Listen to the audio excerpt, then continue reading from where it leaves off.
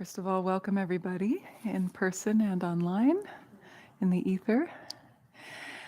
We have a chant sheet that we start with. The top of page 1 is our beginning chant that we do every week.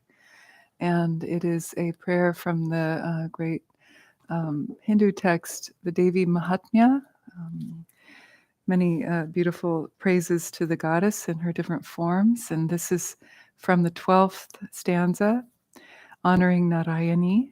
And one of my professors at grad school was a Bengali woman, Karabai Sen. And when she was teaching a course on the Hindu goddesses, I asked her if she could talk about a Hindu goddess that also was aligned with or associated with the Buddhist goddess Tara. And she said, yes, there are a few different ones. Let me come back next week and I'll give you a prayer. I'd asked her if she had any prayers for Tara, the Hindu Tara. So she came back the following week actually with this prayer. And if people wouldn't mind, try not to put the sheets on the floor, that'd be great, because the floor is where we put our feet. And they say that the words like prayers could bring us to liberation. So we try not to step on them or put them on the floor or sit on them. So yeah, like what I like to do in yoga classes or the classes like this is you don't have to now, but when you're setting up next week, you could get a block and make a little table just so it's not directly on the floor, just to show respect. Yeah, feel free to do that. So she brought this prayer and said that especially in Bengal, Tantric Buddhism was very popular in Eastern India, Northeastern India, and Bengal has a very strong tradition of honoring Tara. And apparently, she is also associated with Narayani. So this is a beautiful prayer. I love the melody. So I have chosen to have it be like our theme song for this class. Yeah. We're going to do it 21 times tonight. Okay. So if you're brand new to this prayer or to Sanskrit, don't sweat it. Just join in whenever you feel ready. Rather than give you a word-for-word translation verbally right now, I would direct you to the translation right below it. Maybe as we're chanting, you could read it if you haven't already and let it sink in English if that's your first language. And Sanskrit is not your first language, is what I meant to say. And then join in when you're ready. Yeah, let's leave it at that. It's in a sense, it's like mindfulness practice with sound. That's why it's good to cook with these prayers for a while. You might notice that the mind starts to settle in a similar way that it settles when you do other practices like focusing the mind on the breath or in the body. Mantra, prayer, recitation is another way of inviting the mind to become single-pointed, focused. And so this is what we will do. We'll do 21 times. Okay, so let's close our eyes first and take some deep breaths. This 21 reps takes about maybe 7-8 minutes. It's not going to be too long. Releasing any tension from the day, from the week with the out-breath, allowing yourself to settle into your seat comfortably with ease as much as possible.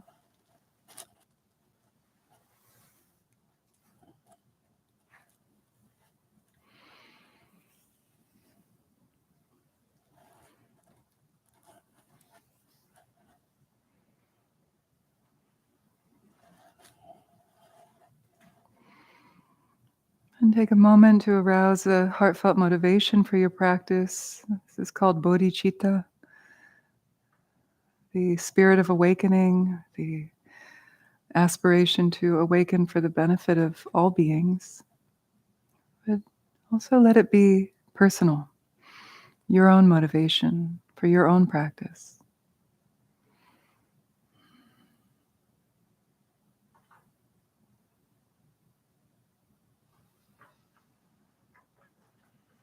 They say motivation at the beginning of your meditation practice is like having a ballast on a ship.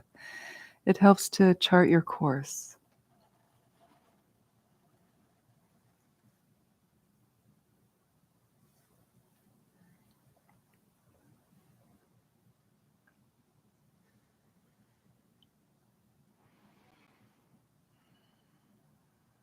And then from that personal motivation, we open the heart of devotion to the Great Mother in the form of Narayani, or Tara, who's the Buddhist expression of the Hindu Narayani, but in any form or formlessness, beyond religion, beyond tradition, connecting with the source of consciousness, your own true nature on that profound level. And it's in that spirit that we recite this prayer. So I'll call the first line and you can repeat after me. I'll call the second line, you can repeat that, and so on. And then after doing that once through the whole prayer, then we'll begin at the beginning and we'll do it 21 times together. Sharanagata dinartha, Sharanagata dinartha, Paritrana parayane, Paritrana parayane, Sarvasyarti hare devi, Sarvasyarti hare devi, Narayani namostute, Narayani namostute. Sharanagata dinartha, Paritrana parayane, Sarvasyarti hare devi, Narayani namostute. Sharanagata dinartha, Paritrana parayane, Sarvasyarti hare devi, Narayani namostute. Sharanagata dinartha, Paritrana parayane, Sarvasyarti hare devi, Narayani namostute. Sharanagata dinartha, Paritrana parayane, Sarvasyarti hare devi, Narayani namostute. Sharanagata dinartha, Paritrana parayane, Sarvasyarti hare devi, Narayani namostute. Sharanagata dinartha, Paritrana parayane, Sarvasyarti hare devi, Narayani namostute. Sharanagata dinartha, Paritrana parayane, Sarvasyarti hare devi, Narayani namostute. Sharanagata dinartha, Paritrana parayane, Sarvasyarti hare devi, Narayani namostute.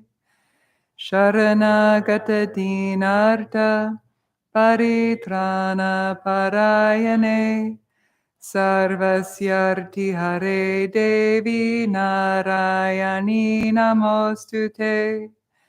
Sharanagata dinartha, Paritrana parayane, Sarvasyarti hare devi, Narayani namostute. Sharanagata dinartha, Paritrana parayane, Sarvasyarti hare devi, Narayani namostute. Sharanagata dinartha, Paritrana parayane, Sarvasyarti Hare Devi Narayani Namostute. Sharanagata Dinarta Paritrana Parayane. Sarvasyarti Hare Devi Narayani Namostute. Sharanagata Dinarta Paritrana Parayane. Sarvasyarti Hare Devi Narayani Namostute. Sharanagata Dinarta Paritrana Parayane. Sarvasyarti Hare Devi Narayani Namostute. Sharanagata Dinarta Paritrana Parayane. Sarvasyarti Hare Devi Narayani Namostute. Sharanagata Dinarta Paritrana Parayane. Sarvasyarti Hare Devi Narayani Namostute. Sharanagata Dinarta Paritrana Parayane. Sarvasyarti Hare Devi Narayani Namostute. Sharanagata Dinarta Paritrana Parayane. Sarvasyarti Hare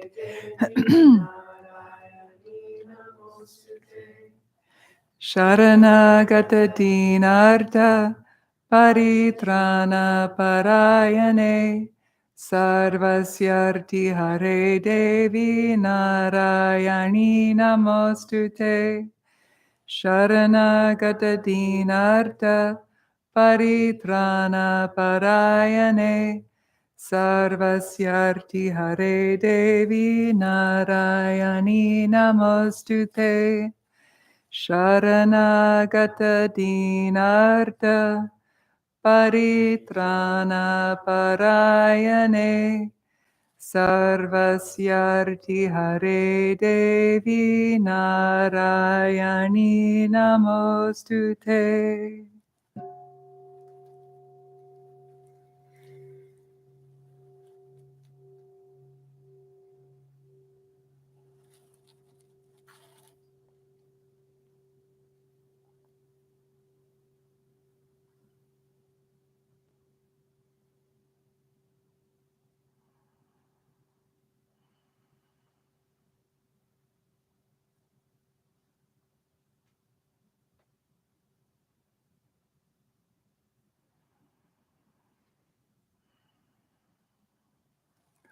And slowly open your eyes.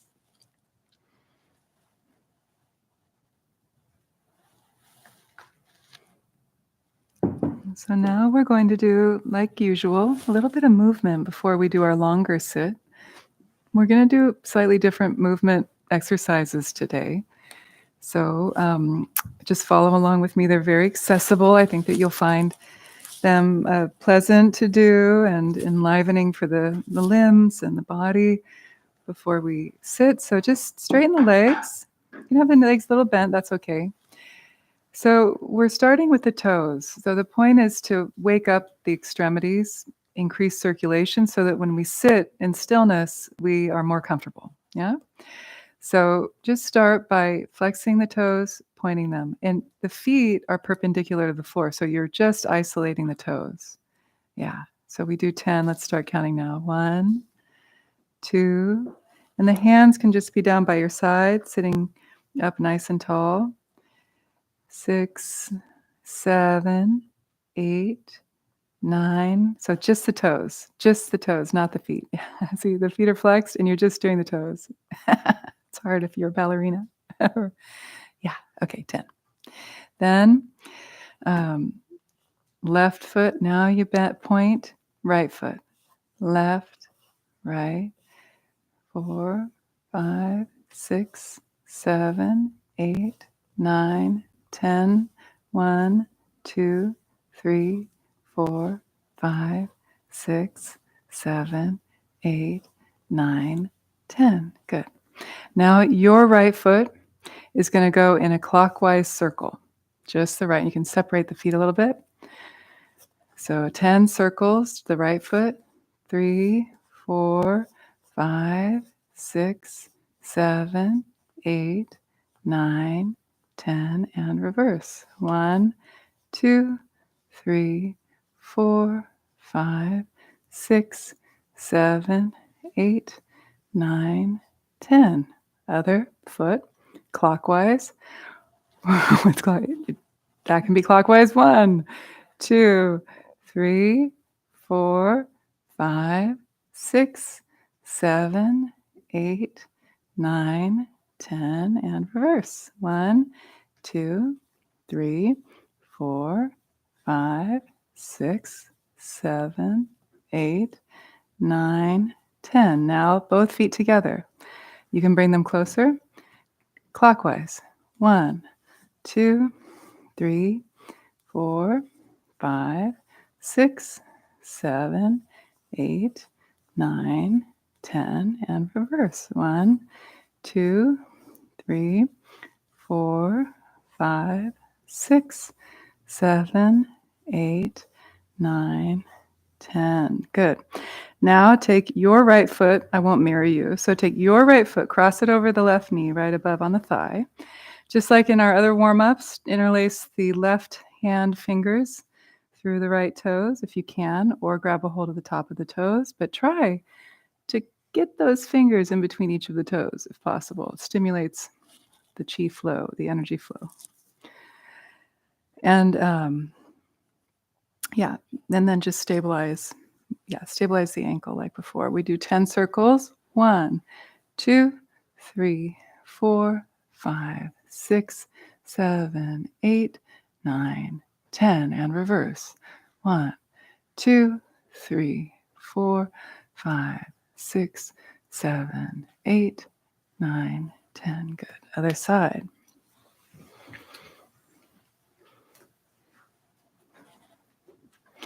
The hard one is to get in between the pinky in between the little toe. So give it your best shot. Then start to circle. 1, 2, 3. If you like, you can palpate the back of the calf. 8, 9, 10, and reverse. 1, 2, 3, 4. Breathing nice and deep, even breath. 9, 10. Good. Now,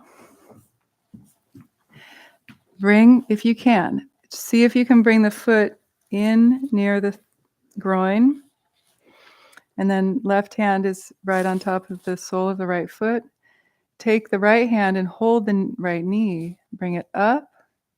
And then very gently, without a lot of force, just whatever's safe, see if you can bring the knee down to the floor. We do 10 reps like that. Bring it up to the chest. 1, and down. 2, and down. 3, down. So if it's safe, you could even press along the thigh there. See if you can open the hip. So we're trying to open the hip here. 4, but don't hurt the knee. 5, 6, 7, 8. Maybe you get a little bit more open as the count increases. And 10. Other side. Moving slowly, conscientiously, gently bring the foot in. Comfortable place. And then up. And then just as far down as you can. If that's as far as you can go, that's fine. Stay safe with the knee. 2, 3, 4, 5. Good. 6, 7, 8, 9, and 10. Now straighten. Same as earlier, interlace the left fingers between the right toes, but this time you're going to hold underneath the knee, see here? And we're going to do clockwise circles with the knee and the foot. 1, 2, 3, 4. So we're rotating the hip in the socket. 7, 8, 9, 10, and reverse. 1, 2, 3. Try to sit up tall as much as you can. 6, 7, 8, 9, 10. Good. Other side. Again, cross the ankle, interlace the fingers, hold the back of the knee, bring the foot up a little bit, and clockwise. 1, from your perspective. 2, 3, good. 4, 5. You feel it warming up your hips a little bit? 7, 8, breathing. 10, and reverse. 1, 2, 3. Really see if you can get the full rotation of the hip joint. Really feel that's what you're getting at here. I lost count. 9 to 10. Yes, good. Okay, shake out your legs. And then if you can, come into a comfortable cross-legged position. Padmasana is an option. You can take that. Otherwise, just sit comfortably up on a cushion or on a chair even. You can do that. So now let's do the hands. Hands in front.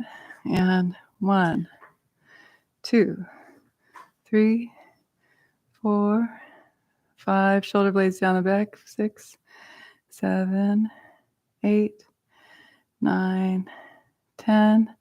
Then left hand takes the right, stretch back. Again, don't let the shoulders come up around the ears. Drop the shoulder blades down the back a bit. That's it. Take a few breaths. Arms straight. Good. Other hand. Breathing.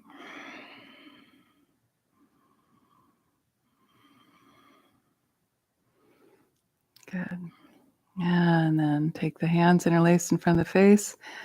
Rotate the wrists. 1, 2, double time. 3, 4, 5, 6, 7, 8, 9, 10. Reverse. 1, 2. Relax the shoulders. 4. Wrists are right in front of the face. 7, 8, 9, and 10. Good. Now helicopter arms. Don't hit your neighbor. Just little spirals through the spine. And pat the front heel touches, the front heel of the hand touches the front shoulder joint. The back of the back hand touches the kidney point, the lower bottom ribs. Turn the head. You want to get the spiral through the spine. That's the main point here. It's not a big movement. It's just a nice, simple, gentle rotation through the spinal column. Breathing into the belly.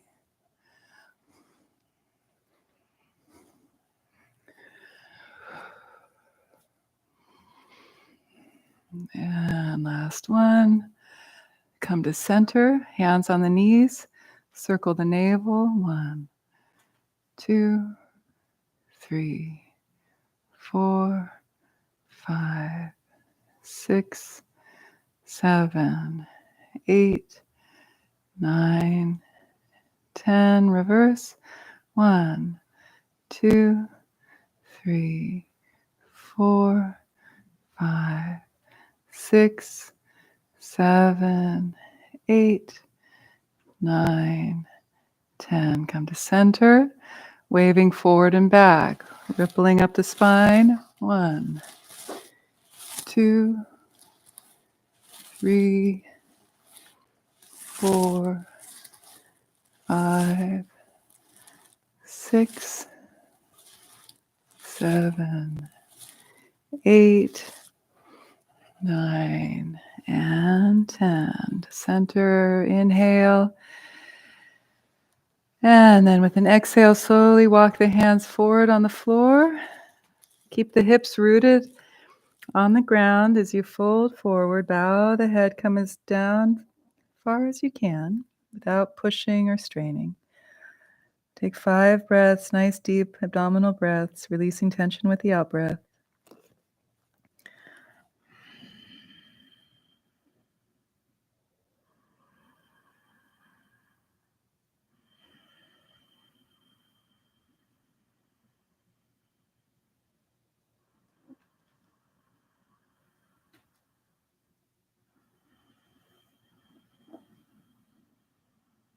And then slowly with your next inhalation, come on up to a comfortable position for meditation. Okay, so whatever feels good and safe for you to hold for about a 40-minute sit, please go ahead and do that. I like to sit on this little Zen bench, but there are other chairs and more pillows. Yeah. And they're really comfy orange chairs back there, I have to say. I've enjoyed meditating in those as well. So don't be shy. Make sure you're comfortable.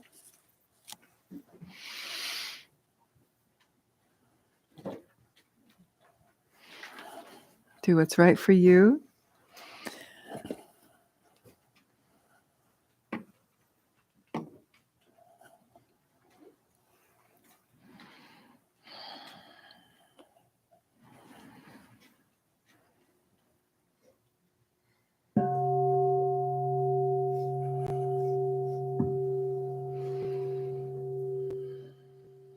Feel free to take your first 30 seconds or so to rock forward and back a little bit, side to side. Find your equilibrium, your plumb line through the spine.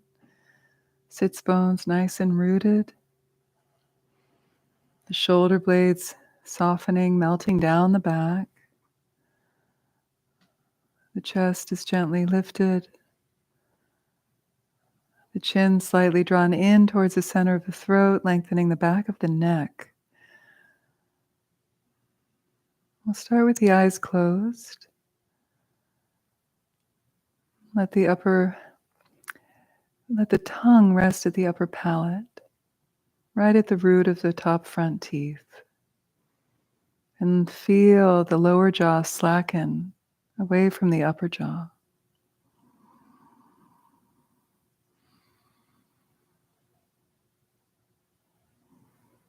The muscles of the face soften. The hands can rest face down, palms down on your thighs in a simple, comfortable position. The hips, the belly, the buttocks relaxed.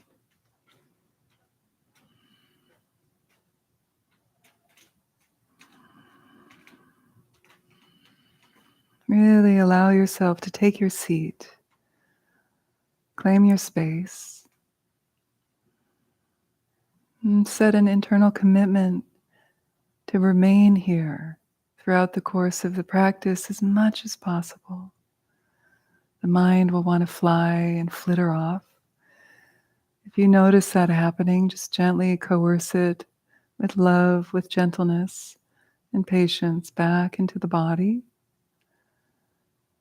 And let the breath be your anchor to begin the session. Our first step into shamatha, the calm abiding, is to attend to the tactile sensations of the breath as it travels in and out of the body, through the nose and or the mouth, through the full arc of the in and the out breath, releasing distraction, particularly with the exhalation. And let a feeling of relaxation wash over your body and mind.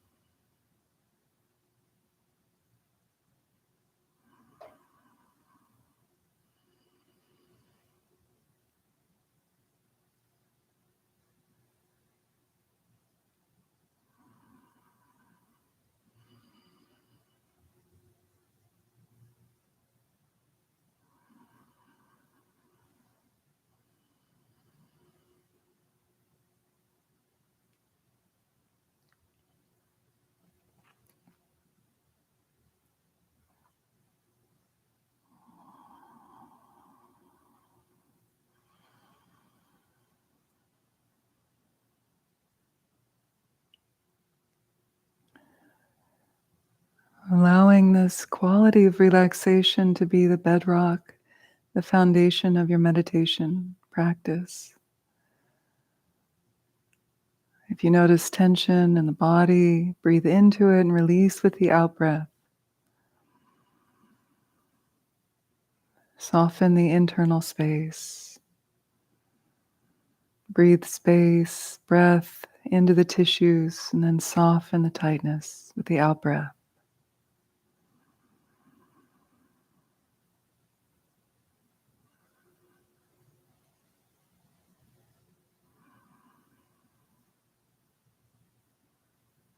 And likewise, notice if the mind is contracted or feeling like it's in a closed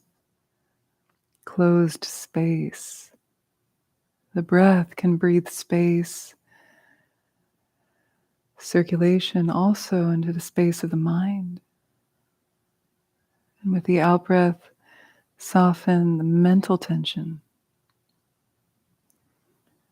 Let the mind relax into more of a spacious presence, anchored with this velvety breath as it flows in and out of the body.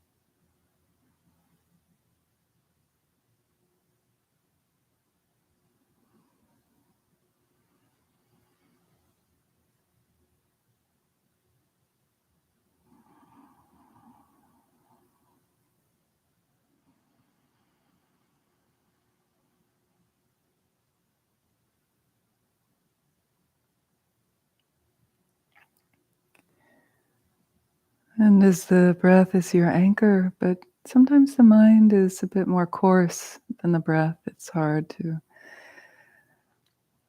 stay with the breath if the mind is flying around the room. And if you need some help integrating more stability or continuity with your attention, another helpful tool is to introduce counting. The top of the in-breath, count 1 internally. Breathing out, top of the second breath, count 2. So if you find the mind is a bit erratic, agitated, excited, you can help bring it down to earth, create more stability with counting, giving the mind something to do, yet without losing that foundation of relaxation.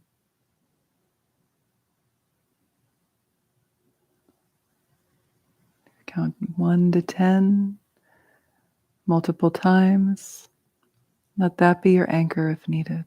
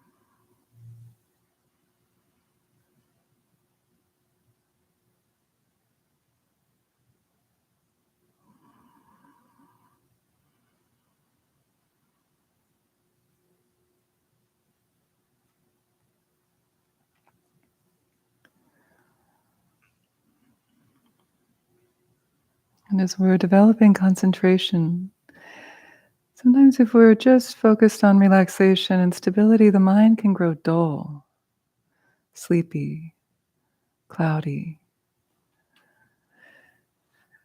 So the third ingredient is a brightness, luminosity, a clarity of mind. And so you can do that by kind of internally turning up the dial of clarity or brightness.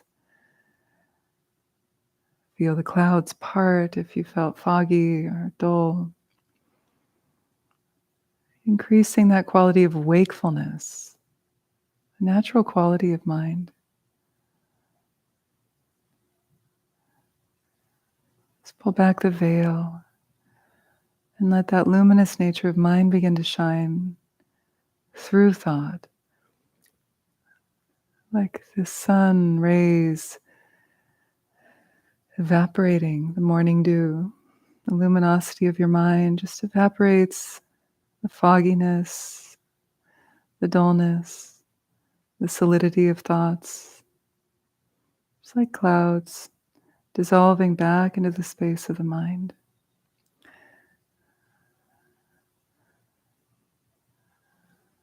These three qualities of relaxation, particularly with the soothing out breath, relaxing the body, the mind, and stability, being able to track one breath to the next, moment to the next, without getting lost in thought. And then clarity or brightness, just letting this internal wakefulness shine through. These are the three ingredients of shamatha, calm abiding.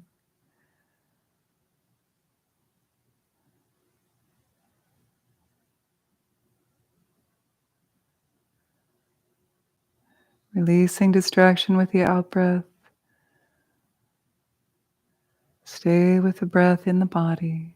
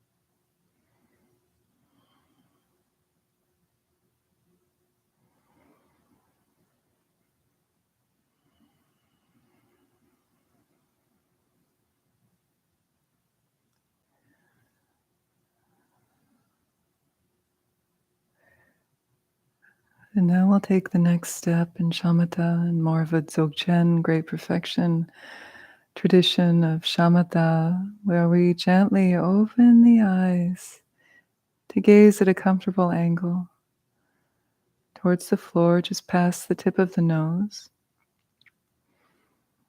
This helps to dissolve the illusion that we exist solely behind the eyes. The mind is confined in the body.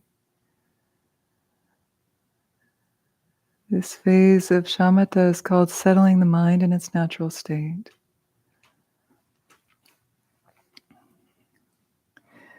So now, like a rocket taking off into outer space, we let go of the engine and we start to travel free of gravity in the thinner atmosphere. And the engine in this context is the breath awareness. So we let go of the breath awareness as the focus. And now we open into the space of the mind.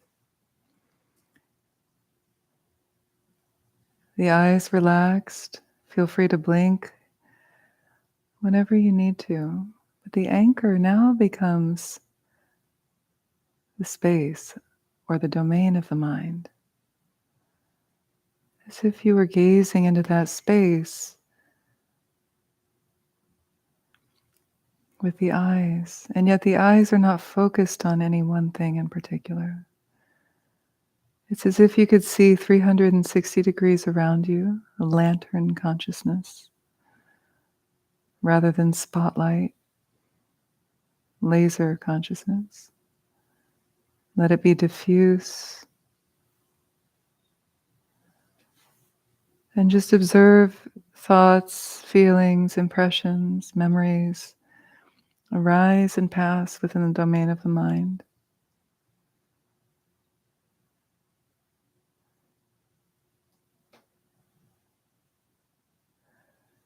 And that domain of the mind is that profound stillness that's always there with you. The movement of the mind are those thoughts, memories, feelings that come and go, ever shifting and changing and permanent.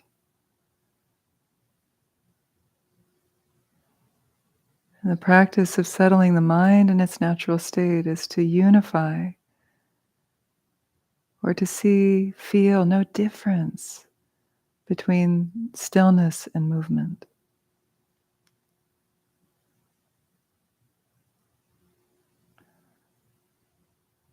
Just like the sky is that vast stillness, a space. Clouds, appearances arise from and dissolve back into that stillness of space. The womb of the Great Mother. Rest in that stillness. Release any attempt to control the movement. Let it come and go.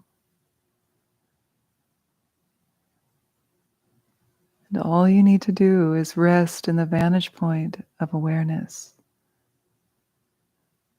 rather than the vantage point of thought. Rest in the vantage point of stillness rather than the vantage point of movement. Release distraction with the exhalation. Recommit again and again to abiding in the stability of that spacious, open wakefulness of the mind.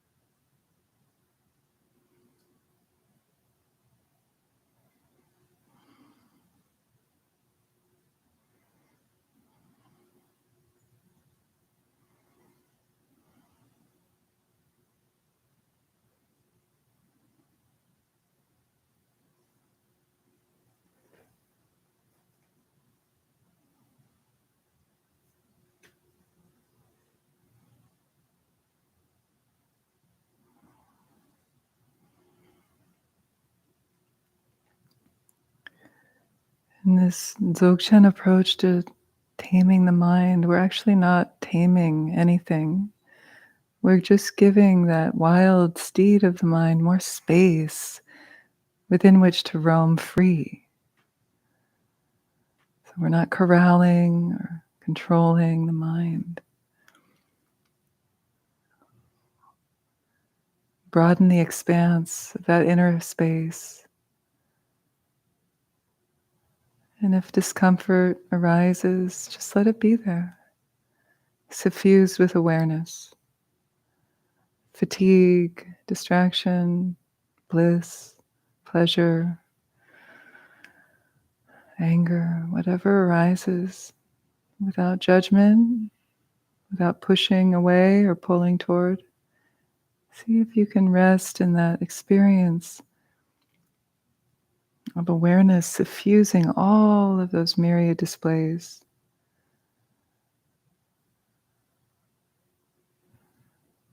Those creative expressions of the mind.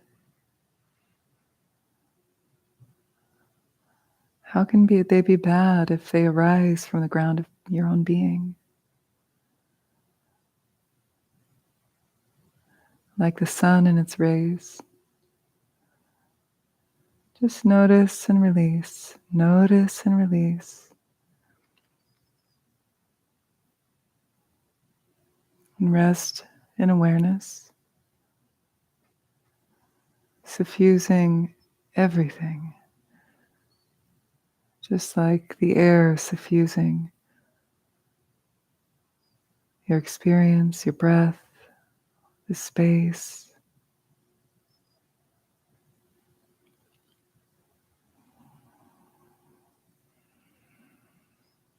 Release into presence. When in doubt, release and rest in the simplicity of that natural quality of just simply being in the moment.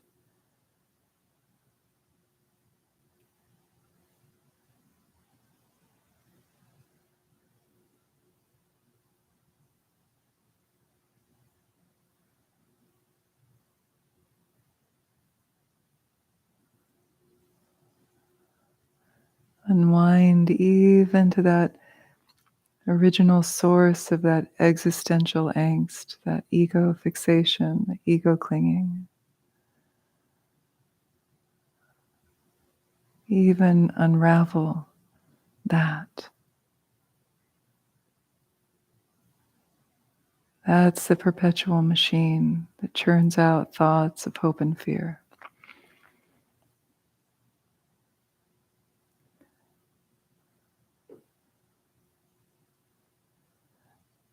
Unwind, release to the source, and then rest. Spacious, wakeful, expansive.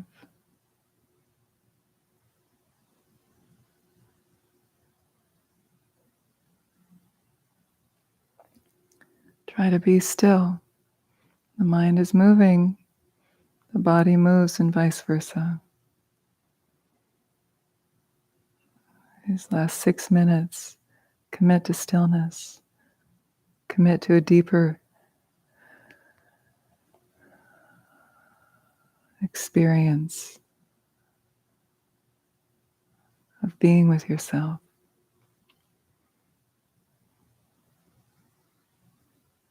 Give that gift, and we'll sit in silence.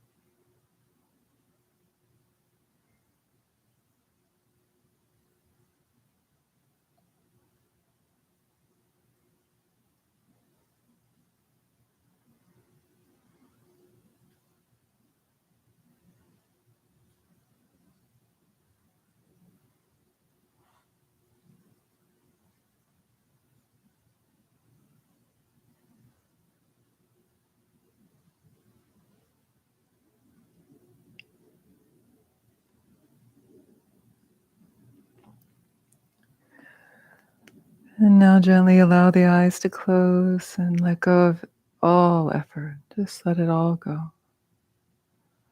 And just bask in that afterglow.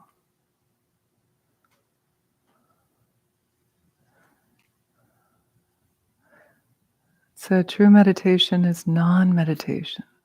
As long as the mind is thinking, I am meditating, then it's not really meditating. If you can taste that, letting go of the I, letting go of the meditation.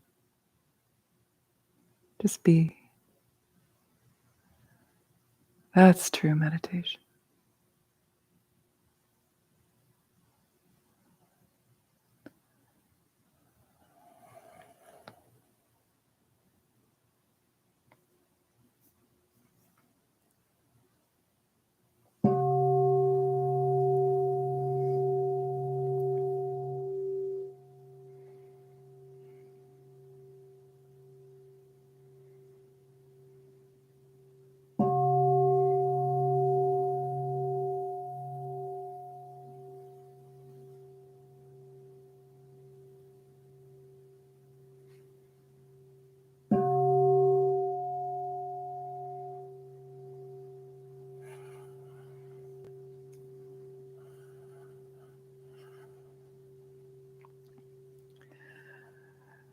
To bring us out of meditation, we'll sing a chant to Krishna. Just join in when you're ready or listen. Let devotion suffuse you if you like. Krishna Govinda Govinda Gopalanandala. Krishna Govinda Govinda Gopalanandala. Krishna Govinda Govinda Gopalanandala. Krishna Govinda Govinda Gopalanandala. Krishna Govinda Govinda Gopalanandala. Krishna Govinda Govinda Gopalanandala.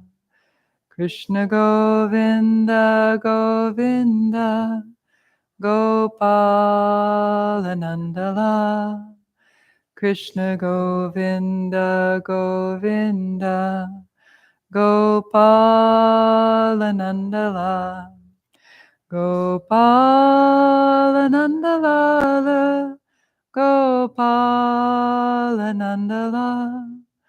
Gopalanandala. Gopalanandala. Gopalanandala.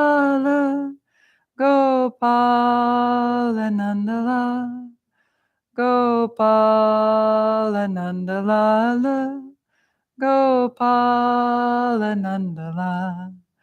Gopalanandala. Gopalanandala.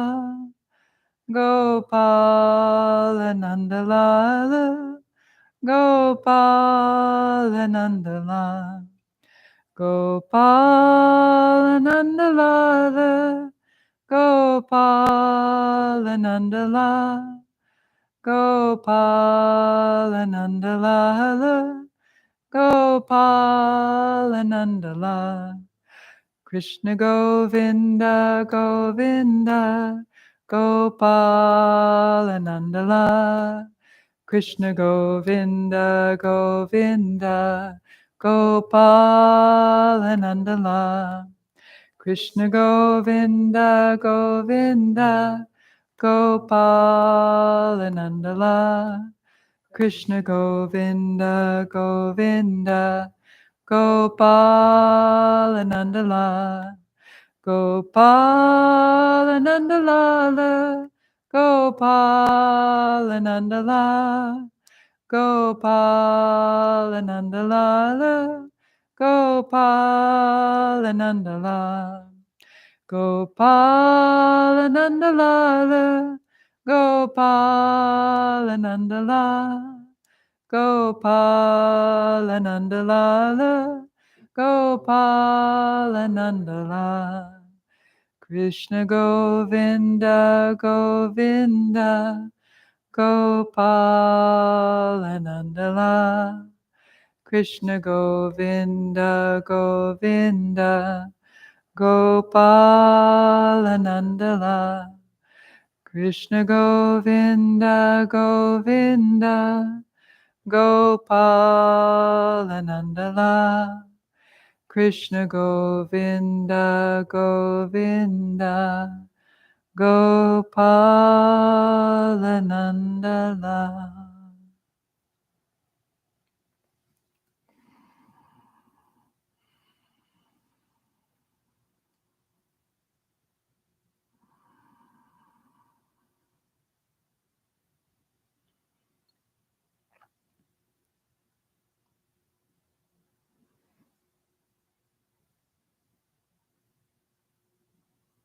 Thank you.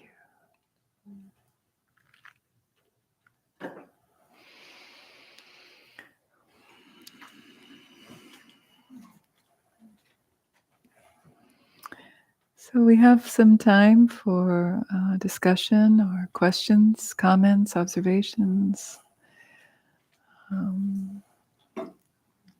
All is welcome here. Confusion, uncertainty, insecurity, feeling like you have a stupid question, but it's burning you up, so you need to ask it. All of those are welcome. No bad questions, only bad answers. No, I'm kidding.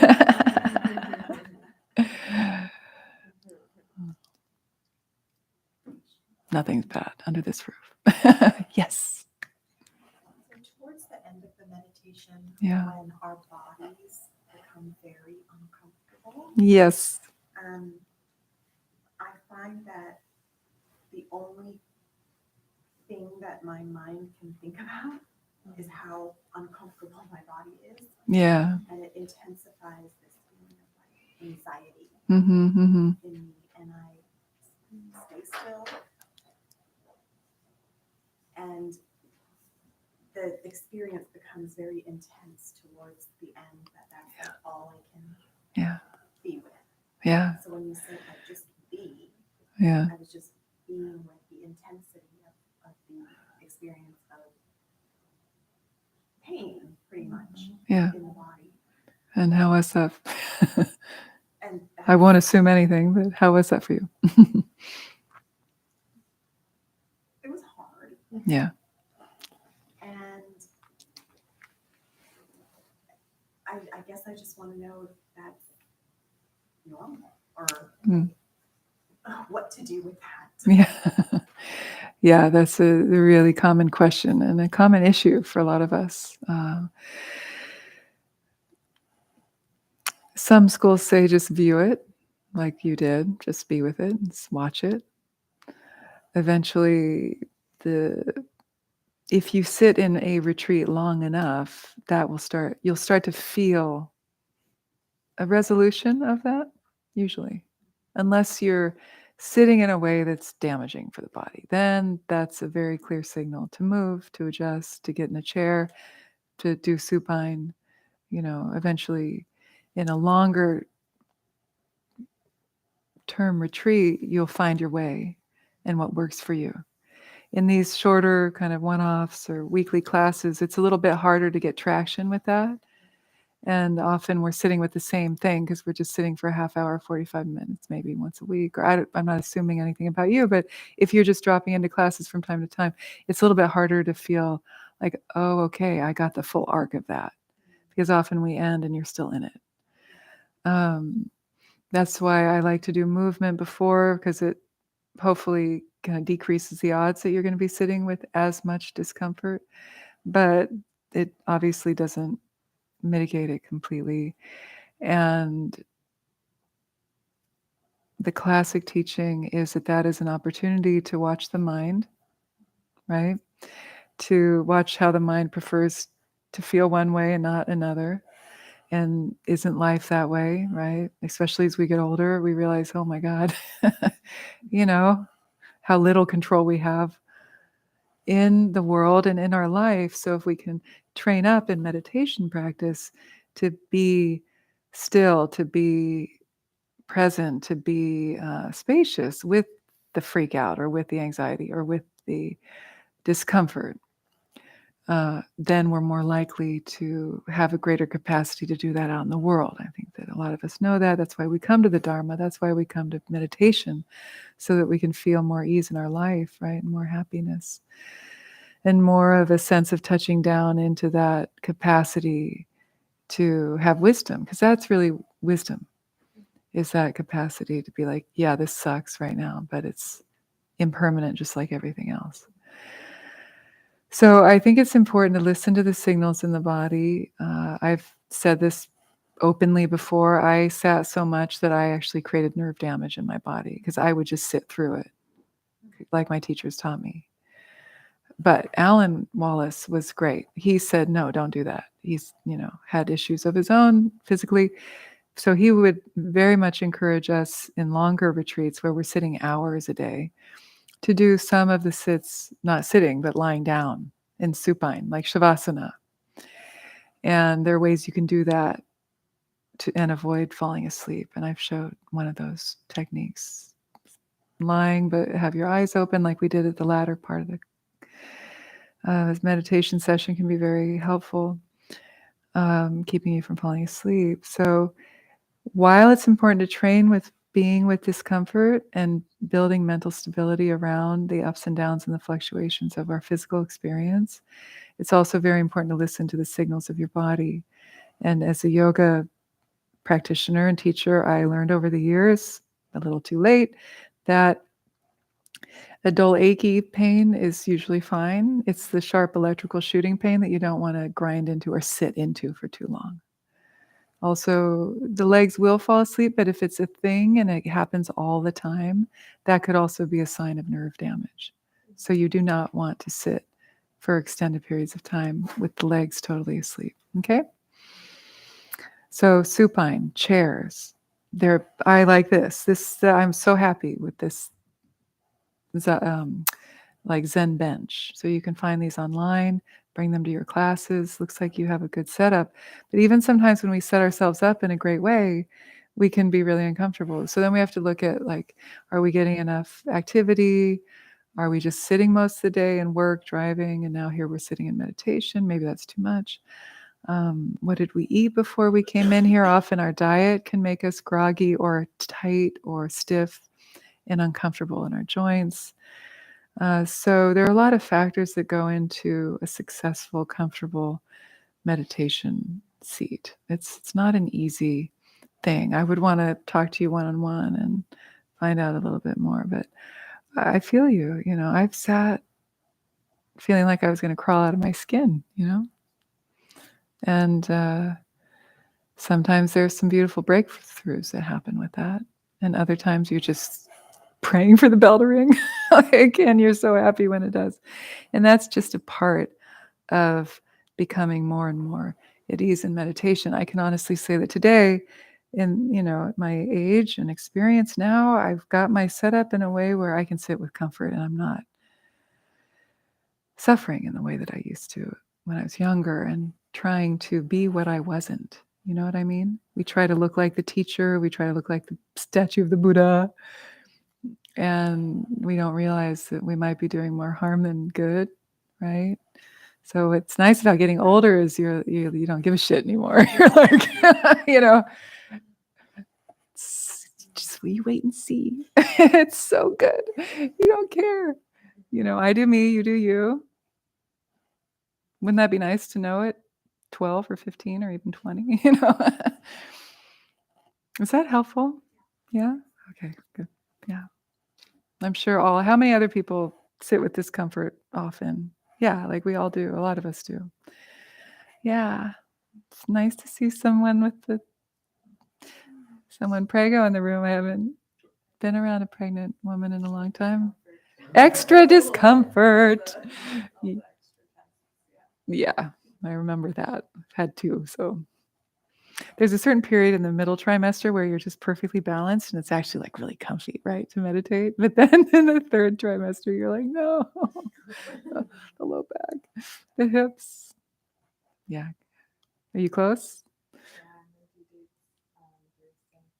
Yes. Yay. Any day now. Yeah, good. You're going to thread the eye of the needle. Do it.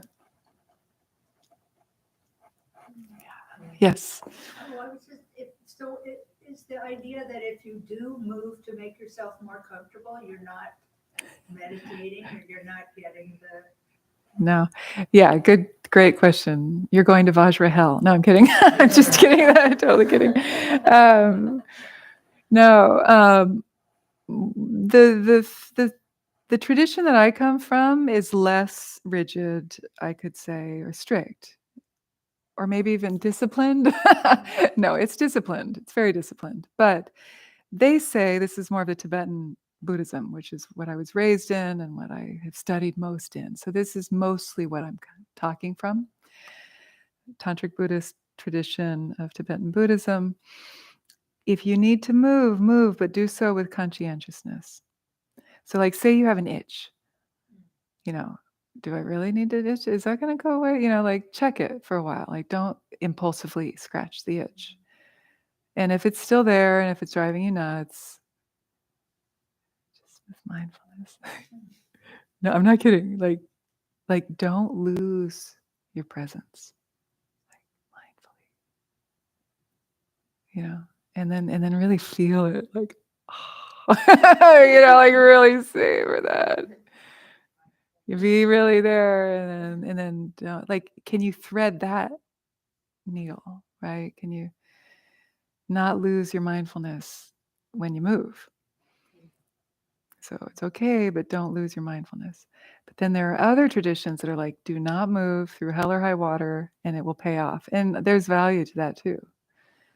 But that's not what I was trained in. So while I do encourage you guys to be still, because when the body is still, the mind has a chance to get still. If we're always moving, you're never really going to be able to drop into that very pleasant place. It's worth it. So see if you can try not to move. But if it's dangerous, if there's nerve pain, if you feel like oh my God, once I went to retreat, right? Literally like the morning I was supposed to leave to go over to Spirit Rock to do a week-long retreat. Or it was the day before. It was the day before. My daughter, it was before my second kid was born, came down with head lice. So I had to spend that whole day before I left picking through their hair. And then I had Tara's best friend's mom pick through mine to make sure I didn't have any. But I swear to God, during that first sit, I was like, oh my God. Suddenly I felt like my scalp was crawling. I was convinced I had lice. And of course I was like, no, this is the mind playing tricks on me. But then I was like, no, but really.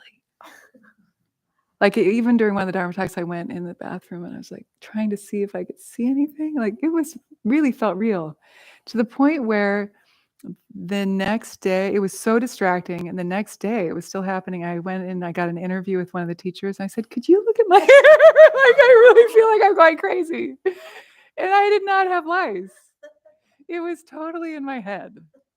So that was an interesting teaching. Like, oh, okay. And as soon as she's like, no, you don't have lice, then it was like, okay. But, and I've been meditating for a while, my life. Maybe I was probably 32. So that was a fun experience of how powerful the mind is, right? So even sometimes, even if there's not a spider crawling up your back, you have this feeling and you just have. So the mind is powerful. See if you can postpone the moving. And yes, you are still meditating, and it is still called meditation if you just move. It's just less potent of a meditation. You're going to stay more on the surface waves rather than go deep into the depth of the ocean of your mind. So it's up to you, you know. Like honestly, like I feel like when you do a retreat, the first 2 to 3 days is just purification. You're just sifting through all the dust and the shit that you've been churning in your daily life and your work and family dynamics. This, don't really expect a lot. Just do your best with the technique. Stay with it as much as possible, but you can also sort of relax and rest assured that it's all going to come out. It's all going to sift out in the wash, so to speak. And by day 3-ish, it'll start chugging along. Your mind will be like, okay, it did its natural purification. And then things start to cook at about day 3. So these 30-minute sits, it's hard to really get too much footing or handhold in your practice. You really need to do retreat. Everybody, how many people have done longer term retreat? And how much did you benefit from that? It changes everything, right? Anybody want to share anything about that? Inspire your sangha, your friends in the room, maybe to commit to something a little bit more. Goenka is a nice resource. It's free, 10-day boot camp. Go ahead, yeah. I'll share a bit. Yeah. I think what changed for me on retreat was realizing was basically after like 4 days of hell, Uh-huh. or previous retreat of 10 days of hell. Uh-huh. One that finally worked after 4 days of hell. Yeah. Realizing that I was meditating with the wrong muscle, essentially. Yeah. Just a huge observation that I've been trying to do the meditation like I'd done everything else in my life. Mm. And that part of the mind can't meditate. It's not its job. It doesn't know how. And that really opened things up and made the whole process on almost effortless, essentially, because there was no effort to put into it, really. Yeah. Even when the bad things were happening, there wasn't much to do. How would you explain or how would you articulate that muscle that was the wrong muscle? The wrong muscle? Yeah. I think ego is an overused word, but I think basically the idea of wanting to change things is like the part of the self that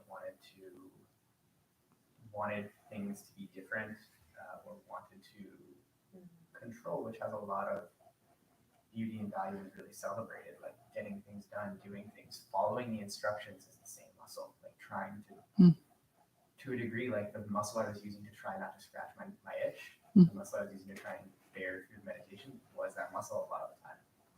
Yeah. So it's the muscle that is just trying to make anything change, I guess. Yeah. Yeah. I'll just say for the group, basically saying it was that muscle that he was trying to use in the meditation that he realized was also the muscle he lived his life with, was the sense of maybe trying to make things better or to change things or to use the so-called ego to control. Yeah. And what a beautiful revelation. I mean, that's actually pretty lightning speed time, 14 days, so to speak, more or less. Yes, sure. Yeah. I mean, sometimes people don't get that until their deathbed, right? So that's what retreat can give you, is that kind of wisdom that you take into your life with real palpable results. That's great. Thanks for sharing. Yeah. Oh, it's time. Okay. Well, thank you. Hannah, any announcements? I have a couple, actually. Can I say before you? Okay. Okay, so this weekend, one of my very important teachers is in town. She's Lama Tsultrim Malioni.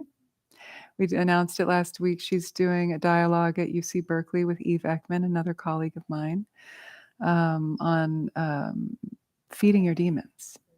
And it's actually a bigger psychedelics conference at UC Berkeley. And it's free, first come, first serve. All sorts of different speakers from different traditions coming. Maybe just Google it. I don't have a URL or other details, but Google like UC Berkeley Psychedelic Conference. My teacher's talking on Saturday morning. I think it's 11:30. First come, first serve. Then she's also doing a Feeding Your Demons teaching at San Francisco Dharma Collective on Sunday, I think from 2 to 4, if I'm not mistaken. So look up San Francisco Dharma Collective if you want to go across the bay and see her. She's amazing. Very important teacher in my life. Buddhism, Tibetan Buddhism, Tantric Buddhism, elevating the voice of women in the Dharma, very important figure. She wrote Women of Wisdom, which was a groundbreaking book in the 1980s, first book really about women in Tibetan Buddhism. And then she's written 2 other very important books after that. So then the other announcement is that I'm going to start teaching on a bit more of a structured theme. I'm going to start teaching Lojong, mind training. On Tuesday nights, I'll give just a little bit more Dharma talk than I usually do. And these Lojong or mind training teachings are really beautiful. They're pithy instructions, one-liner kind of koans that we ponder, we can dialogue with, we can meditate on.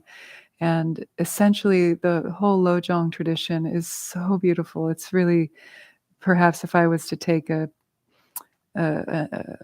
practice to a desert island, it would be Lojong. And it's essentially about increasing compassion for self and other, and diminishing that, controlling that sense of self-cherishing or ego that we tend to,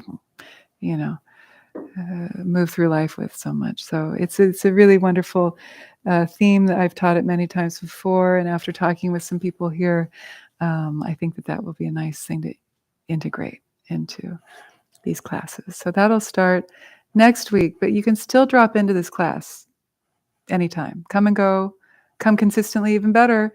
But the what's nice about the mind training Lojong teachings is they come in these short little bite-sized slogans. And so each night we'll just move through one at a time. So if you miss, okay, you might miss a bit, but you'll also be able to jump in and benefit from a drop-in basis too. Okay, so I'll sit here for a few more minutes if you want to come introduce yourself. If you're new to class, I love to meet new people. If you want to ask a question, you can do that. Also, you can enjoy tea out in the lobby. Is there anything else? Yeah, a couple quick announcements. A lot of new people here today. Welcome. Thanks for coming. If you want to stay tuned to see what other events we have here, you can join our newsletter. It's just sent out once a week. It's actually really enjoyable to read, and you can sign up on the iPad in the lobby. We also have a volunteer meetup on Sunday the 23rd from 3 to 7. We'll be doing some projects around the Olympic and having dinner together. If you want to get involved with volunteering, you can talk to me afterwards. And we also have a new class on Sunday mornings. It's called Integral Dance, and that's from 10:30 to 11:45. So it's kind of we're like exploring some new dance programs here. So check that one out. Great, thank you. Yeah. Okay, everybody. Thank you so much for your practice. We'll see you again, I hope. Do your own thing.